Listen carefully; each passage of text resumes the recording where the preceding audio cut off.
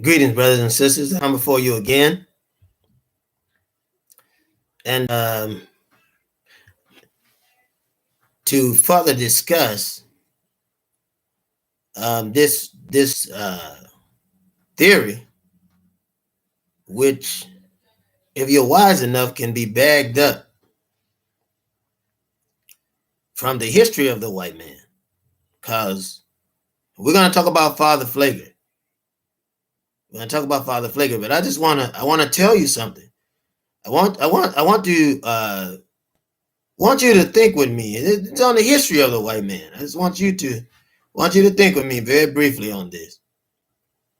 Think with me very briefly. Now, when America goes over to a country, England too, any European, when they go over to a country, the first individuals they send in are their priests.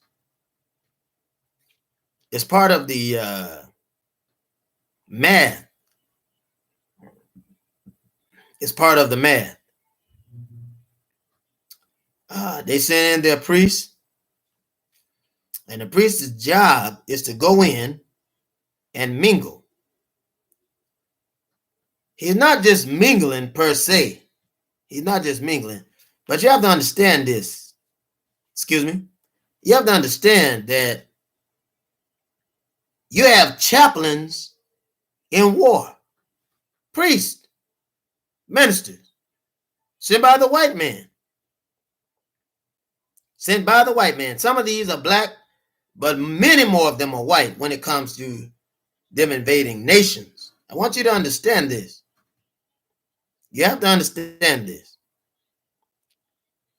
And they send these priests into Africa, Asia, or what have you, whatever nation that they're going to invade.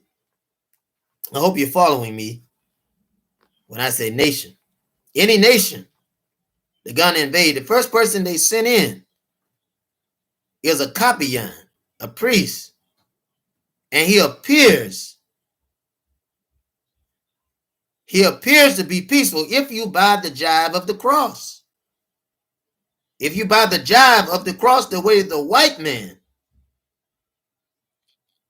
has mentally orchestrated it, if you buy that, then when you see the white priest and he's wearing a cross, it settles you down.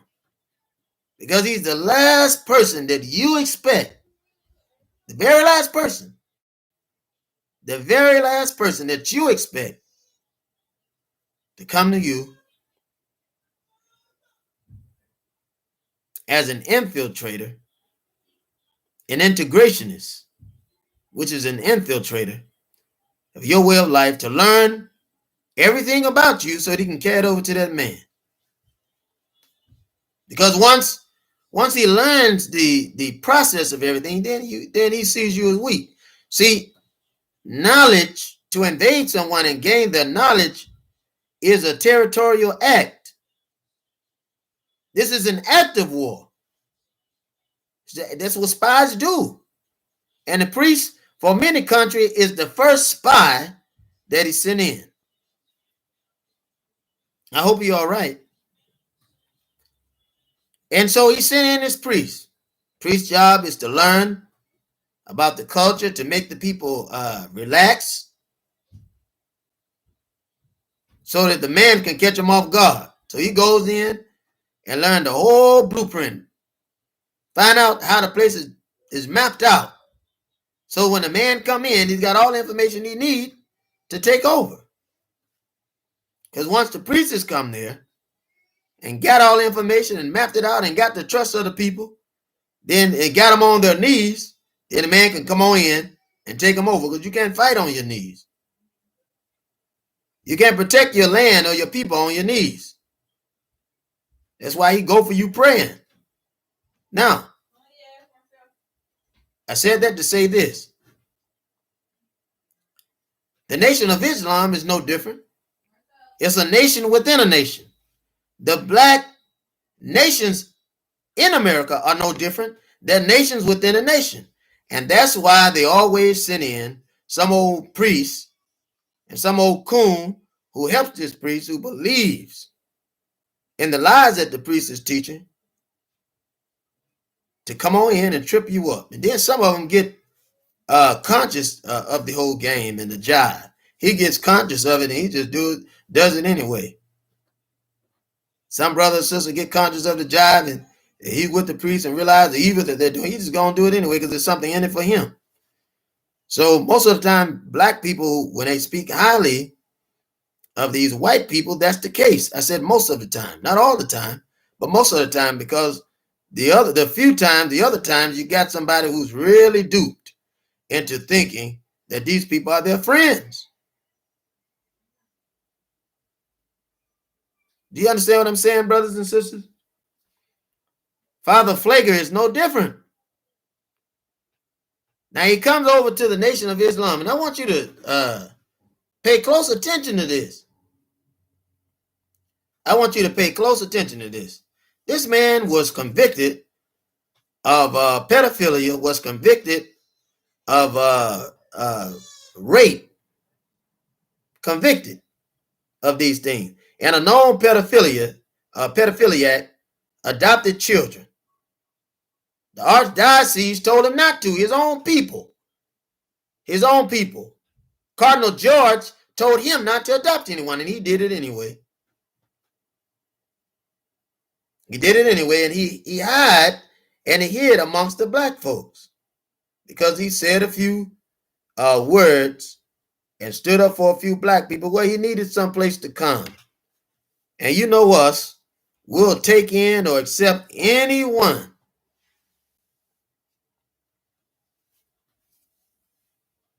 It's a shame, but it's the truth. We'll accept unchecked, unchartered anyone that wants to come and hide among us, especially the devils of this planet. It's a fact. I hate saying it. You all right? I hate saying it, but it's the truth. Instead of us checking him out and rejecting him, we want to sit down with these white people and have coffee. Sit down with these white people and listen to them. Sit down and organize with them as if they really care about you and I. Brothers and sisters, it's time for us to wake up. It's time for you and I to wake up from this ignorance and this childishness. It's time for you and I to not develop or stop developing this kind of ignorance and patience with this kind of foolishness. Again, I say, a known pedophile, his own cardinal, tried to chastise him for it. The man had so much of a problem that he adopted boys anyway, young black boys. And we don't know what was happening to him, but we do know that the charges were made about pedophilia. Now, who do you think made the charges? And ironically, these boys come up dead. Ironically, some years later, these boys came up dead. Leave nothing to chance, brothers and sisters. We have to really, really pay attention to what's going on and stop being duped. I love Brother Minister Farrakhan. Brother Minister Farrakhan is my brother. The Honorable Minister Farrakhan, I love him. He's my brother. But Father Flager is not my friend. And if you had any sense, he wouldn't be your friend. If you had any sense, I'm being plain with you. I'm being plain with you. So I really don't understand. I don't understand when brothers and sisters are so lax to let these devils come among us and never open their mouths against it. I don't understand it. Now, if We're giving a message of atonement, brothers and sisters, from the nation capital. Shouldn't that message among 1 million, almost 2 million Muslim brothers, shouldn't that message of atonement affect Muslims first?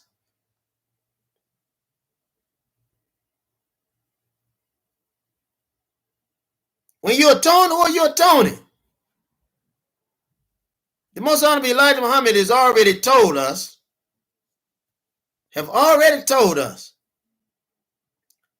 that the white man is the enemy, that the white man is the devil. He's already told us that. Now, my question is, if he's told us that, then how can the white man be atoned? What kind of move was this politically that you and I have to be concerned about? Because this is concerning.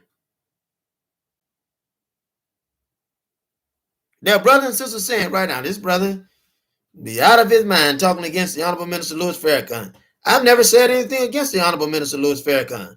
In fact, I love the Honorable Minister Louis Farrakhan. And I said that's why the subject is, the Honorable Minister Louis Farrakhan is my friend. He's my brother and my friend, and I love him. Father Flager is not my friend. I can't be friends with him. No Muslim in their right mind can be friends with Father Flager. Can't do it. If you studied the history of this man and what he's been accused of, and his own people is accusing him of it. His own cardinal accused him of it. But then you look at the history of the white man. Look at the history of his priests. Look at the history of the Catholic Church and how they contribute to your oppression back then and now. You would understand my caution, not to mention those of us that's under the teachings of the Most Honorable Elijah Muhammad. I don't understand that, brothers and sisters. I do not. I don't understand that. There's nothing that will make me understand it. It will always be, from a young man to an old man, it will always be the white man is the devil, because he is the devil. What is he doing to us today? Killing us in our communities. Why? No reason. When he killed George Floyd, he killed him in broad daylight. Broad daylight. Why? Because too many black people were making the white man feel that this is all right for him to kill us. Somebody's probably asking, well, what does Father Flager have to do with this? The fact that he's white. The fact that he's white and he's mingling amongst the brothers and sisters. That's why. That's the reason why. And we have to look at this, brothers and sisters. Our lives, my life, your life depends on it. We can't play with it. When our brother, the Honorable Minister Louis Farrakhan, is risen to glory, when he go on to the ancestors and rise in power, brothers and sisters, we will be left here to deal with this. We will be left here to deal with this. And if we don't deal with it now, there'll be a crack in the wall of our nation. And that means that the fortress can be breached. Is that right? The fortress can be breached. There's no exception. There's no position to give any exception about white people and who they are. Devils can be nice. You think you don't have a lot of nice white devils? Why, you're out of your mind. You have nice white devils, a smile at you in your face, and go behind your back to make deals. The Catholic priests are the experts at this kind of action. They're experts. There are some of you Muslims that are so Christian and so caught up in white nationalism that you will forgive any white devil and will attack me for telling you the truth, but you won't do nothing about those devils, and they're killing you and your community, killing your kids, and every day. Anytime I stand up to defend our own people, you can't even hardly get enough of you out with other black nationalists to save your own community. I'm being plain. I'm making it plain with you. So you have a challenge. You have a challenge to build and protect your community. You have the challenge to be out front. You need the truth. The white man is not a devil, but he's the devil. He's against you. Keep him out of your camp. Keep the white man out of your camp. Keep him out of your camp.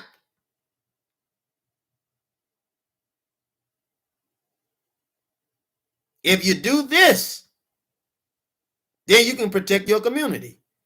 But you'll never protect your community with the devil right in the middle of it. I've said it time and time again. This is the reason why Black Lives Matter is so unsuccessful. And you look at it with every campaign, it gets smaller and smaller. It dies more and more with every campaign. Why? The white devil is marching with him. Now, how are you going to effectively fight a white administration when their kids are marching with you? I just want to know. I want to know. You got traitors among us. I hate to say it. I hate to say it, but you got traitors among us that will come amongst our groups, won't leave any sizable help for the group. They come down and drop a few words, say a few things to get people all black people all hyped and make them happy, but they won't do anything of any substance. No substance.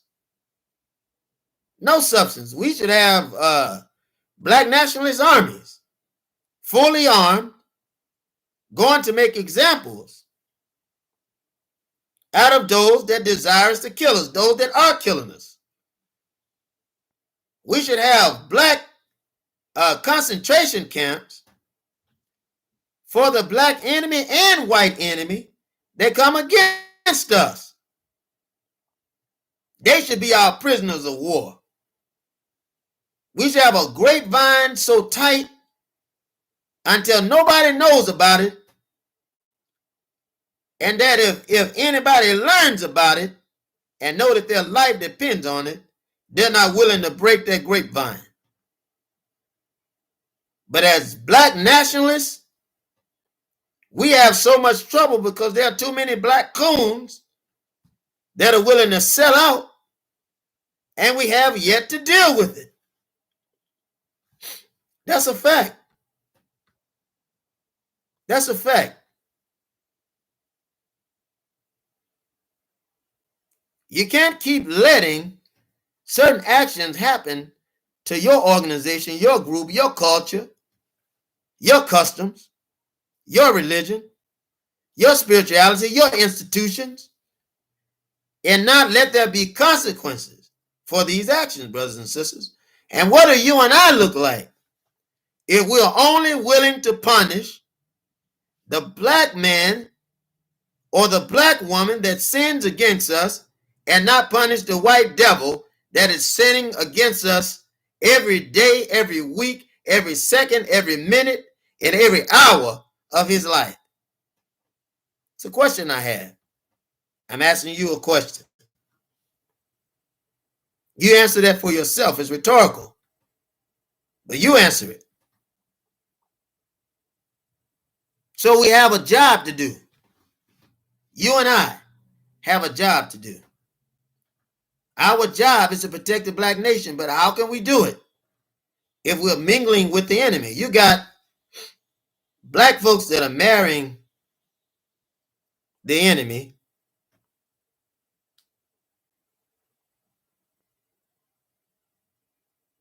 and will get angry when they hear their white husband or white wife call their children niggers and call him a nigger. These people killing their kids. There was a white man that killed his mixed daughter. Killed her.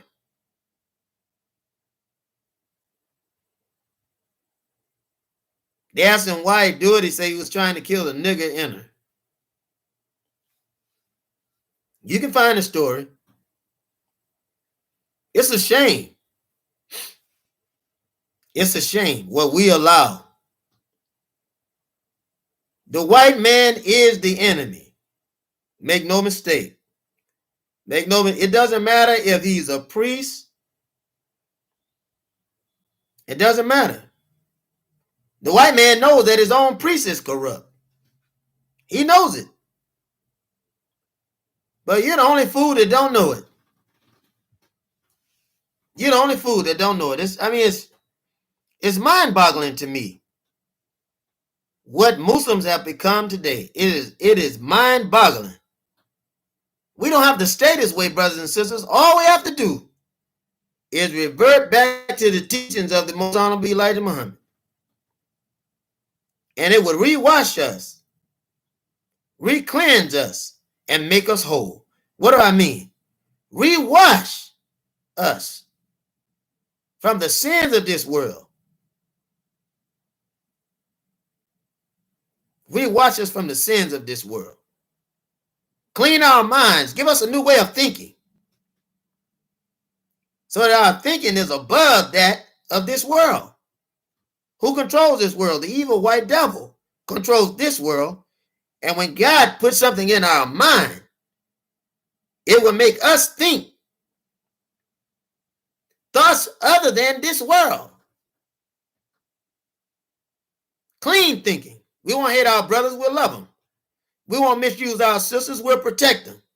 We won't exploit our families, we'll keep them in protection. We won't exploit our people, we'll keep their lives private, in respect.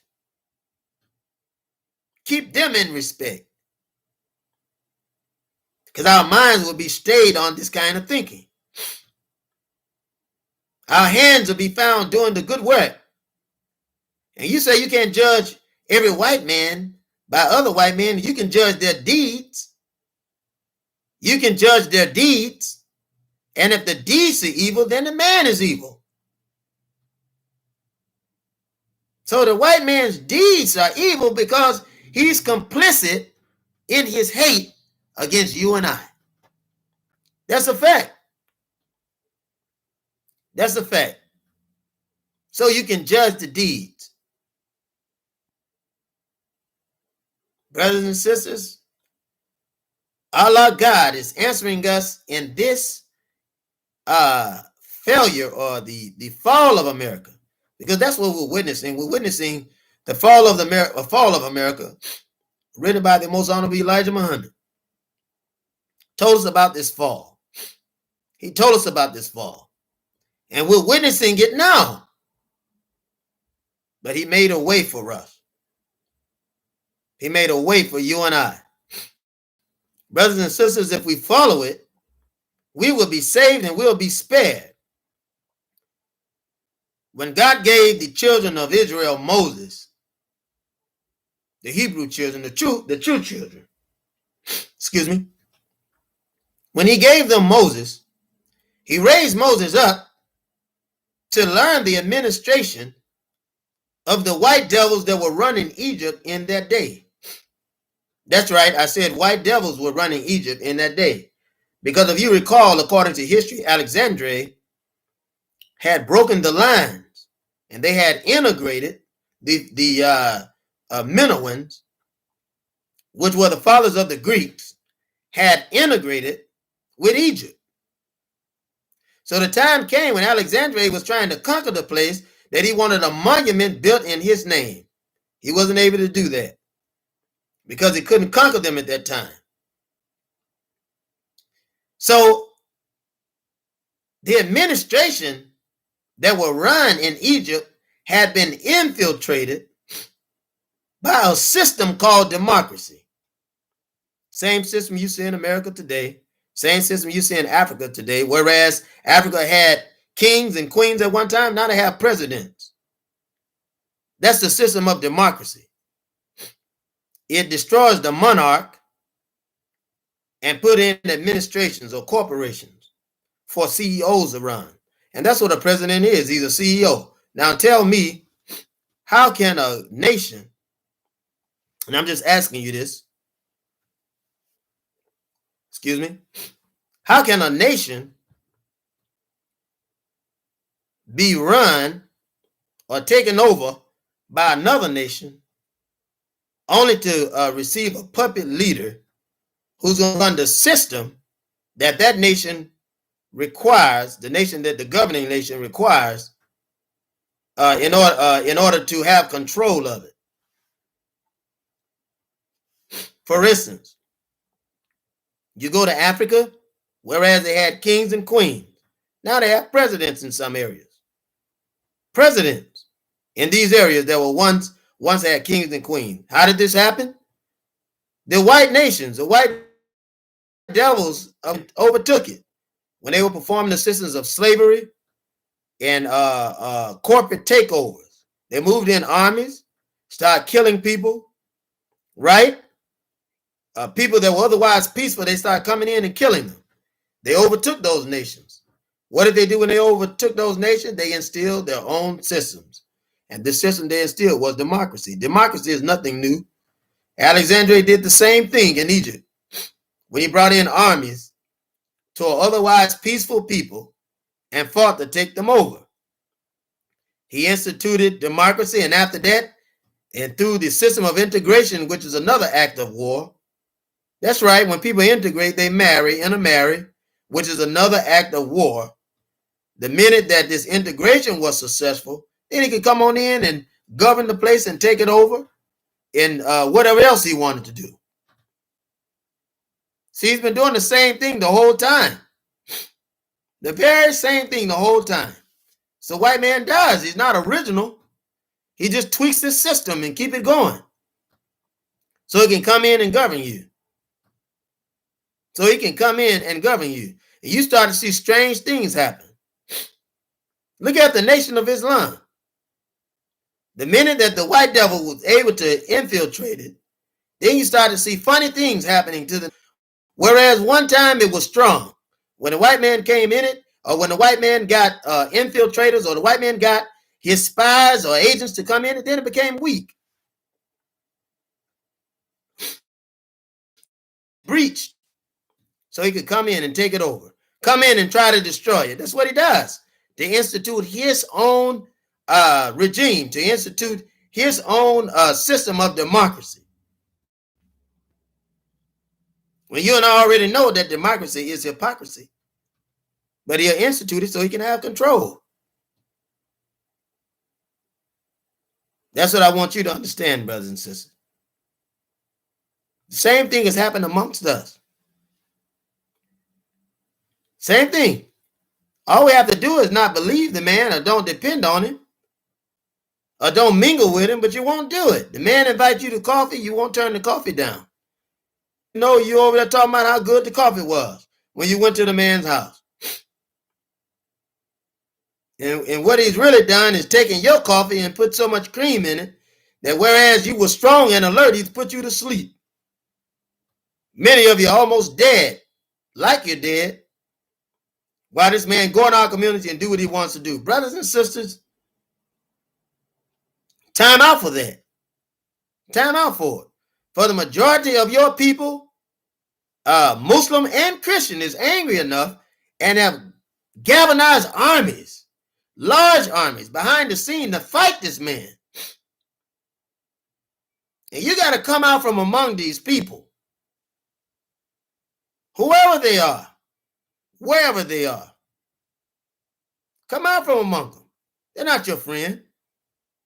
They're not your friend no more than Father PFlager is a true friend to the Honorable Minister Louis Farrakhan. He's not.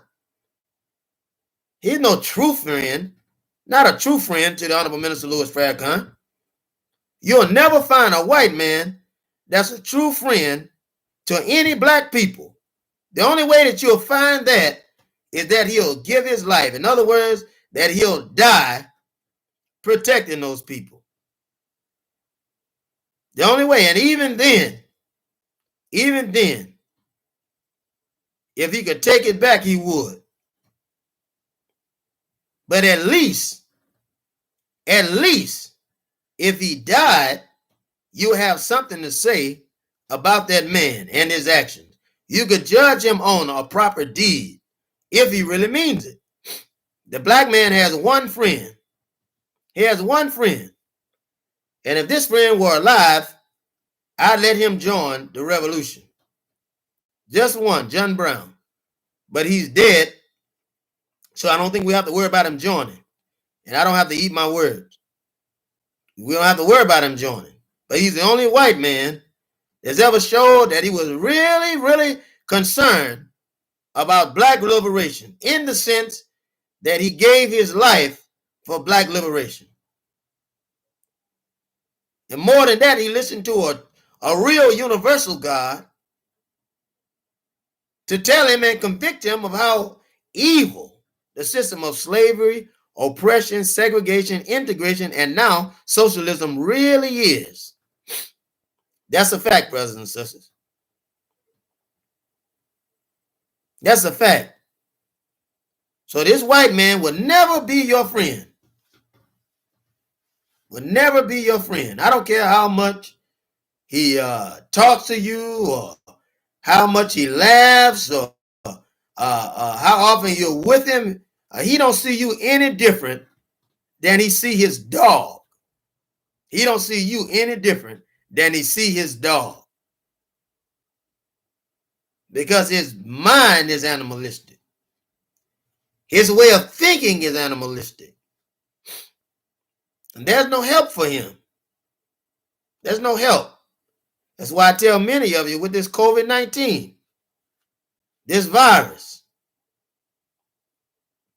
manufactured volumes of death that dumb black demons, trusting black innocent people, are taking, listening to these white devils. Now, this same devil is killing our kids in the hospital. The same devil is killing our kids in the streets. Same devil is going up in the churches, shooting you and I down like dogs.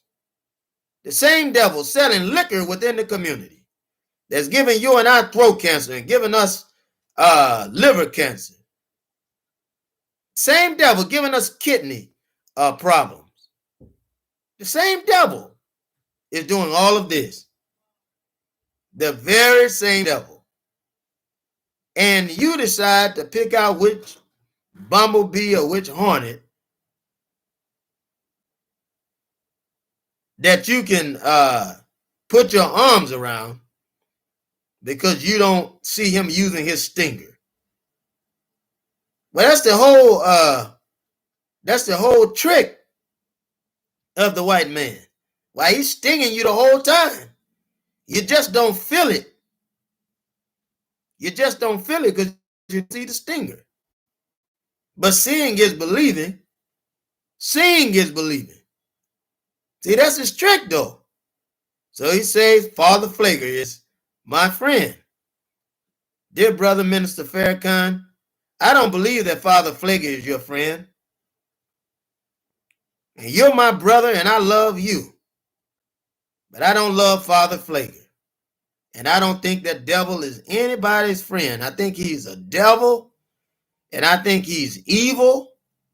I think that he is a devil in a priest castle that seek nothing more than to destroy our people and to make them weak. That's what I believe. And the proof is in the deeds.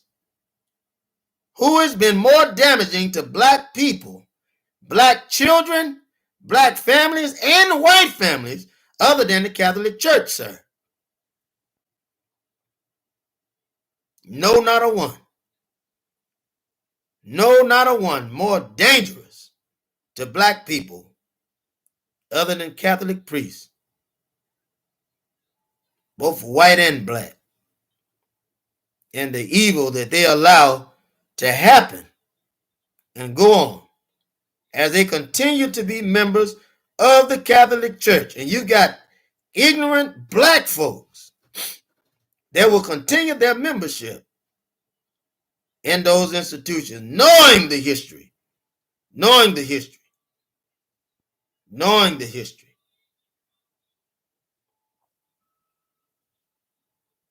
I don't understand it. I don't understand it. Now, if you got black priests that are trying to not making them victims, then I raise my hand to that. Whereas that brother may be my friend because he's my brother, it doesn't mean I'm going to take it easy on the institution that he worked for. And if he's really serious about helping black people, then eventually he will leave that institution and come into an area where he can truly help black people, not to be victim of a white racist organization that sponsored the slave trade, sponsored the selling of black people as cattle, continue to contribute to the oppression happening to black people as a governing spiritual wicked power on earth.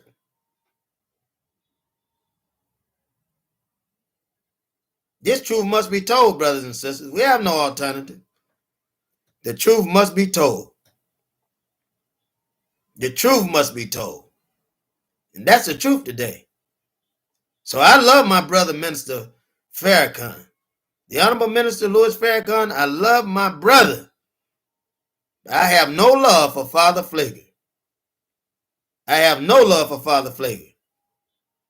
This is what I wanted to say. It's short. It is short, brothers and sisters. But there's nothing else to add. I feel that it needs to be said that Father Pfleger is a white devil. He's a white man, which makes him a devil. And he's no friend to Honorable Minister Louis Farrakhan, my brother whom I love, and he's no friend of yours. No friend of yours. And you got to understand that, brothers and sisters.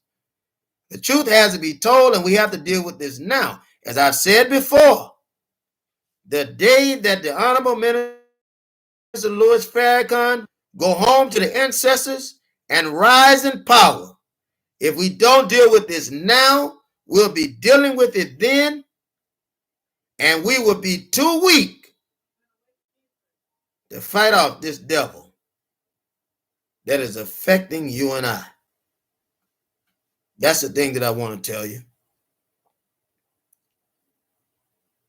That's what I want to tell you, brothers and sisters. And I hope, my desire and my prayer is that you will hear the message. My desire and my prayer is that you will hear this message. Don't get angry with me, brothers and sisters. Concentrate on what I'm saying, that the white man is indeed the devil, and this is what the Honorable Elijah Muhammad teaches. The Most Honorable Elijah Muhammad, he teaches this. The Honorable Minister Louis Farrakhan is a representative of the Most Honorable Elijah Muhammad. Brothers and sisters, if we love one another, should not iron sharpen iron? Should not iron sharpen iron? So what does that mean? If we see a brother or sister going astray, should we not take the truth and reapply it to these brothers and sisters and their lives in love and patience to restore them? All have sinned and fallen short, brothers and sisters. All of us have sinned and fallen short of the glory of our Lord, Allah. All of us have sinned and fallen short. There's no exception. Should we not, out of the love that we have for one another, should we not go to our brother, go to our sister, and put them back on the right path when we see that they've fallen. That's all I have for you, brothers and sisters. I love you, and I come to you in peace, peace that surpasses all understanding, God's peace. I come to you in love, as I greeted you in the beginning, and if not, I say unto you now, Assalamu alaikum, which means peace be unto you. Peace be unto you, joy be unto you, strength, long-suffering, and power. These things I yield to you from our God, Allah, and for strength to continue on in these difficult, dark times, that the light of this salvation would touch you and give you direction in the path. Assalamu alaikum.